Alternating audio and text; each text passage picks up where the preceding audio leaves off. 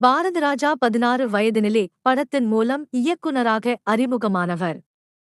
முதல் படத்திலேயே மிகப்பெரிய வெற்றியை கண்டார்.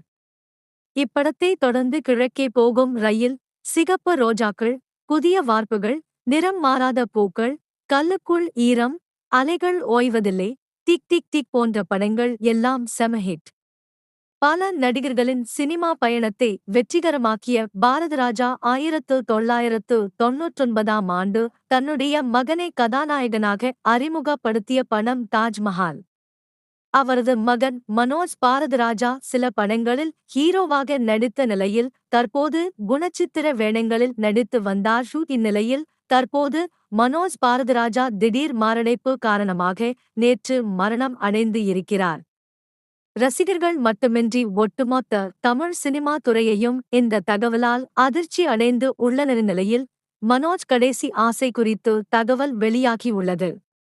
அது என்னவென்றால், சிகப்பு ரோஜாக்கள் படத்தின் அடுத்த பாகத்தை சிம்பு மற்றும் ஸ்ருதிஹாசனை வைத்து எடுக்க வேண்டும் என பல ஆண்டுகளாக போராடி உள்ளார். ஆனால் கடைசி வரை அந்த ஆசை நிறைவேறாமல் போய் உள்ளது.